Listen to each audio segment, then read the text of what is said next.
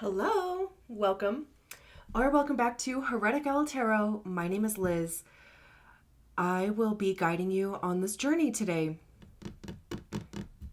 I haven't even actually chosen a deck. I just, the energy was available for me to make this little intro. I'm like, am I going to be an intro girly? Yeah, for the time being.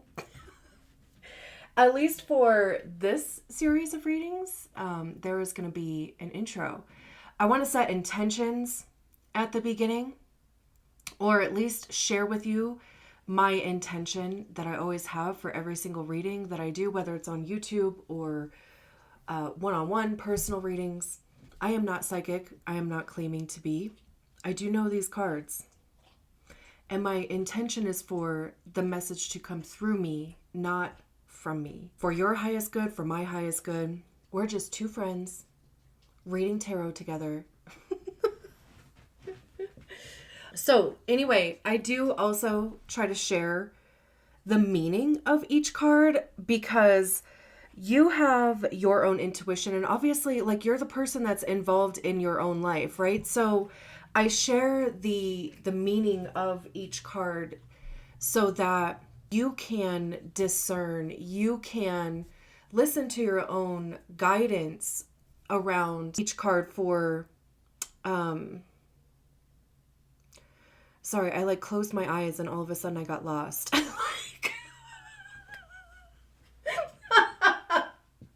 I am naturally a blonde. I immediately heard blonde moment. Anyway, I closed my eyes and I got lost. Bro. Anyway, okay. So yeah, you have your own intuition. You're the one, right, that's involved in your own life. I want you to know the meanings of each card so that you can also receive your own message, right? Listen to yourself. The whole reason I even give tarot readings is for you to return to yourself, for you to listen to yourself, which is why I'm probably not telling you anything you don't know already, right? I'm more than likely confirming or affirming things for you. No doubt your intuition is see, told you. But also, I do think that is important. I think that's an important part because once you know for sure, right? Once you have that confirmation, it's that you can free up the energy for what's next. You have confirmation. Now what? Right? Now what? So I haven't even really chosen a deck yet. Did I say that? This is a deck that I was thinking of in my mind's eye. Let's see if it even wants to do the reading or not. Do you want to do the tarot readings? Yeah, okay. That was the Ace of Cups. I do that for every reading too. Consent over here. Is there anything else that I wanted to say? If you haven't subscribed to the channel, I would absolutely love it if you did. Because honestly, community is becoming a big thing for me in what's next for me. So let's get on to the reading. Great. So move this. This is a reading for Sagittarius, wherever Sagittarius is in your chart. I hope you're all doing well. It's weird. I was finishing dinner. Well, I had already finished dinner and I was just sitting there scrolling on my phone, you know.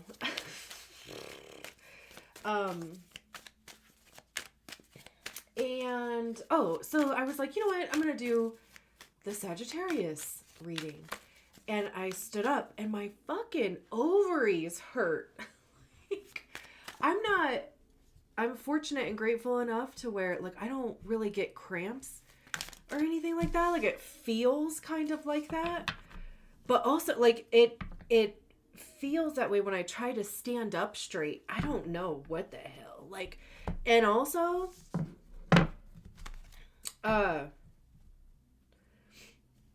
it's not that time. So I don't know, it's just really weird. Maybe it's not connected. Maybe it is. Maybe, like if you, are having cramps or, experiencing something with your reproductive system. Girl, I feel you. Sending you a ton of love.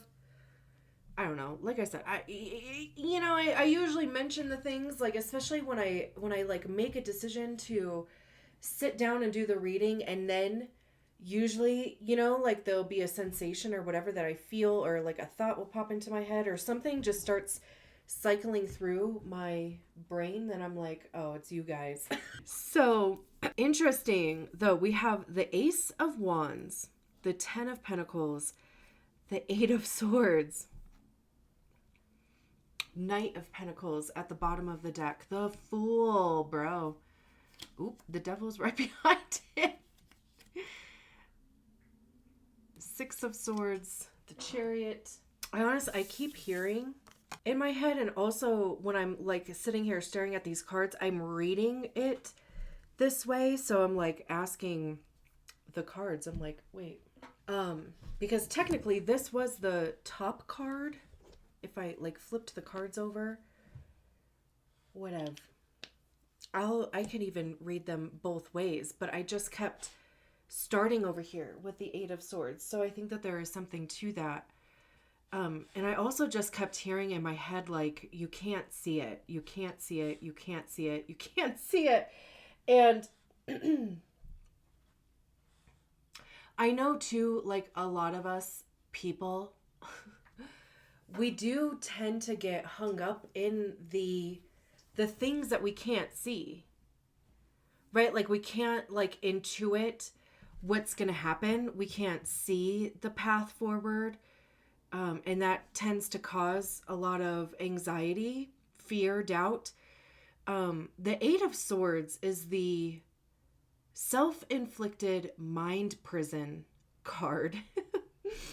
Swords do have to do with a mind, mindset, our belief systems, truth and honesty, but like divine truth, divine honesty, logic, also intellect, knowledge. How are you communicating those things? I also see Swords as being the suit of ego, because generally that's where we hear our ego is in our minds. And our ego is created by the stories that we attach to experiences, feelings. It does become our belief system. It does become our personality or temperament, right? Like the reasons why we do and don't do the things that we do and don't do. So it's like one of those things, you know that saying, don't believe everything you think? That's this energy here. Also, though, so, okay, right? Self-inflicted mind prison. Truly, like this person is wrapped up here. They're surrounded by these swords. However, the message with the 8 of Swords is that you are one decision away from changing your mind. And man, every time, like not every time, but just recently, when the 8 of Swords comes out, because inevitably I say that with the 8 of Swords, that Sugarland song comes into my head. I think it's Settling. And one of the verses in that song is, she changed her mind, she changed her life, or she changed her world. I think it's life. Either way, I was so sure about it, and then world popped into my head, and I'm like, wait. She changed her mind, she changed her life, or she changed her mind, she changed her world. Truly, either one of those fits. But also with this specific, like the more that I sit here and look at it, it feels like, for whatever reason, whether it's, something subconsciously or consciously that you're doing, or it's a divine, I don't want to say intervention, but like, a divine interference maybe, but it feels like you are being blinded on purpose. Because, it might be one of those things where if you saw it coming, you might flinch, you might blink, you might move out of the way. all of those seem to sound like kind of like morbid or something. But like, you know what I mean? Like if you saw it coming, whatever it is, right? If you saw it coming, you might move out of the way. But also at the same time, since you can't see what's coming, it is freaking you the fuck out. Right? And it's like creating like all, you know, all those, what Brene Brown calls them gremlins. You know, it's like all of those. This is the other thing with the Eight of Swords. Anytime it comes up, for the longest time, the Eight of Swords was like one of my favorite cards because there is so much information to be found in the Eight of Swords. There is a lot of healing to be found in the Eight of Swords because you sit with your story, right? Like, what are the things that are coming up? Like, if you are forced to not be able to see literally anything outside of yourself, right? Because you're blindfolded, metaphorically, I guess, is that the right, like, not that you're just, you know, walking around with a blindfold on, but, you know, like if you, for whatever reason, right, cannot see the path forward because truly you're not being shown it. And also, it could be that you're not being shown it because, like I was saying before, maybe this has come up a few times already and you have flinched, you have moved out of the way, you did blink, whatever, right? So it's like, lessons are being learned all the way around here, right? Like we cannot show you because you'll move out of the way. Anyway, so when you don't have, right, like outside stimuli, like you don't have something to like focus your eyesight, right, like your attention on, really all you have is what is swirling around in your brain, your belief system, your temperament, what you think is possible, how you are even perceiving this whole thing. Are you freaking out? Or, you know, like, do you have anxiety? Do you have fear? Do you, you know, or are you just chilling? Because she doesn't look like she's uncomfortable here. To me, it doesn't look like there's any tension around, you know, this, whatever that's like wrapped around her, this rib, whatever this is that's wrapped around her. I've been struggling with words all effing day. It's just one of those days. But, right? Like there's no, like, it's not like she's pulling against them, trying to wiggle her way out, right? That's a choice. So it's kind of like you could choose to be freaking out, or you can choose to chill. Mentally though, because it's swords, right? So it's going to have to do with your mind. And it's one of those things too of like, it's just going to make the whole process or journey, or at least this portion of it, miserable if the choice is to be anxious, fearful, doubtful, all of the fulls. Even for a day, can you chill? See how that feels. Continue to move forward, right? I mean, like, continue to like honor yourself. I don't, maybe even like come up with a mantra or like an affirmation or something about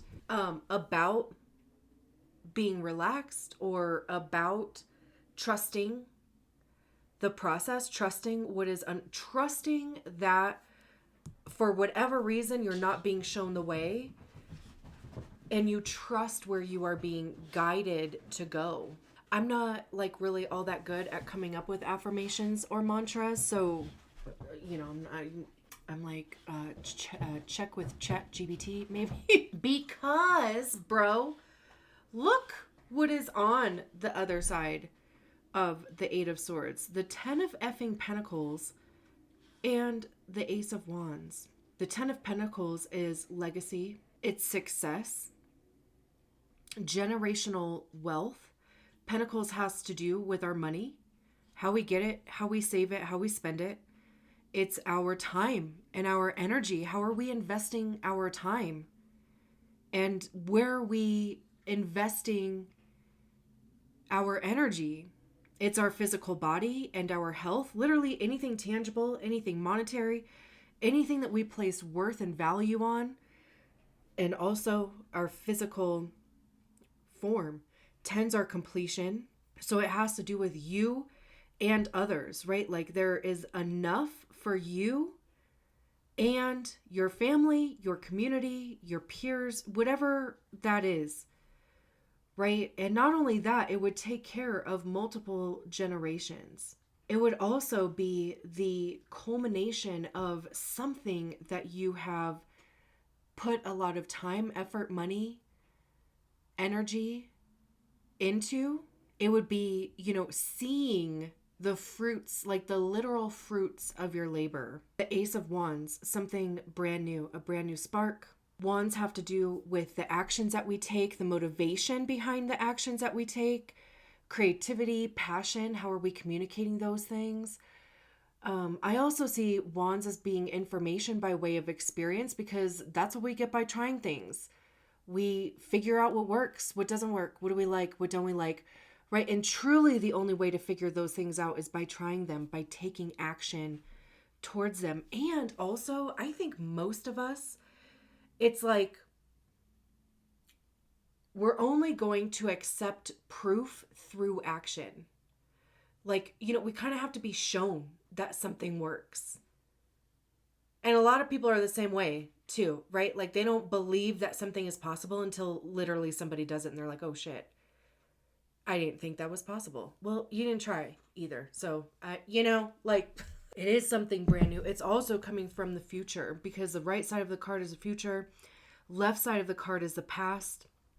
It could be an offer.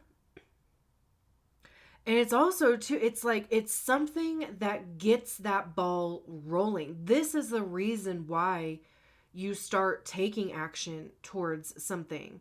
This is, discovering a passion.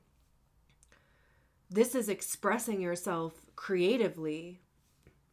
This is, like that fire up under your ass. It could even be reigniting the fire up under your ass, since, you are a fire sign, right? But also, like, if we put it this way, right, this would be the spark then. Something brand new coming in, literally from the future. And also, what is on the right side of this card? The Ten of Pentacles. Oh. You goose. Hey, take it easy. Okay. So yeah, what is on the right side of this Ace of Wands? The Ten of Pentacles. Like, this then would be the motivation, right? The Ten of Pentacles. That would be the fire up under your ass. Whatever that is for you. Whatever it is that gets you, like excited, that you want to actually take action towards, not that you feel obligated, not that it's, taking anything from you. It's like literally giving you life. But then this Eight of Swords is like, I don't know how to get there. This still feels the same way. It's like you can't figure out what that path looks like. There's this big ass mountain behind her, so it could feel like like a big obstacle or multiple obstacles. You know what is interesting too? So we have the Knight of Pentacles on the Ace of Wands. We have the Fool card on the Ten of Pentacles. And we have the Devil card on top of the Eight of Swords. What is so interesting, the Devil card doesn't really come out a ton for me. And you and Scorpio got the Devil card. And both times it came out as like almost a clarifier, but it came out on top of the quote unquote difficult card in the reading. You know what that tells me? This is some deeply rooted shit that you are battling here. There is a belief system that's probably rooted to the fucking Earth's core at this point because it's been around probably from the time that you started even developing a personality, a temperament, an identity. Because the devil card is literally that thing that has a chokehold on you. It does talk about addiction. It does talk about obsession. It talks about the things that we are chained to that control us. And it's on top of the effing card that is a self-inflicted mind prison. Girl, you better get your mind right. That is the obstacle here, back here with this big ass mountain. The obstacle is how you are thinking about this. The obstacle lives in your brain. That obstacle, like I said, is rooted to Earth's core. So start digging that bitch up like a weed, you know? You know those weeds that are like really hard, like you try pulling them out and it's really hard to like actually pull them out. You have to grab like a tool. It's like that, except it goes way deeper. So, I don't even know if I actually finished what I was saying about the Eight of Swords, but the reason why for a while it was one of my favorite cards, and if I'm repeating myself, then maybe just skip forward, 30 or 60 seconds. But there is so much information to be found, so much healing to be found. And yeah, because I did mention, like the gremlins, the limiting beliefs, the identities that we've created, right? And truly by like forcing yourself to sit in it, or you may not even be doing this yourself. It may just be the energies, God, your guides, source, divine, like whatever it is that is like, no, like this is the thing.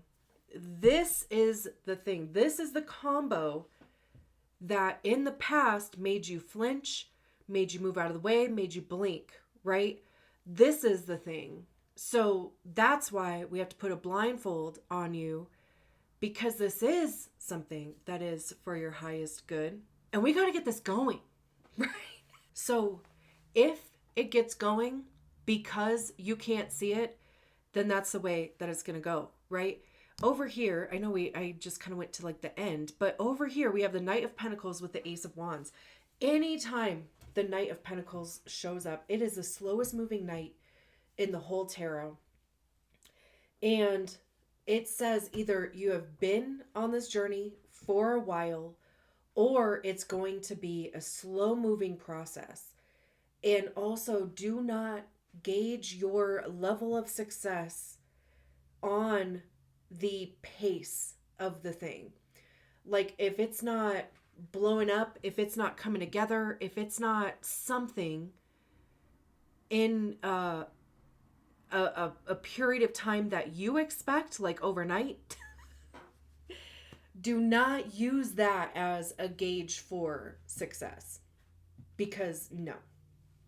Also too, it's a reminder that it does take time for things in the 3D where we are to materialize, to actualize, to literally grow, right? I mean, you plant a bunch of seeds and it's not like just overnight they're going to sprout and you can harvest them in 2 days, right? Like you have to commit to the whole thing.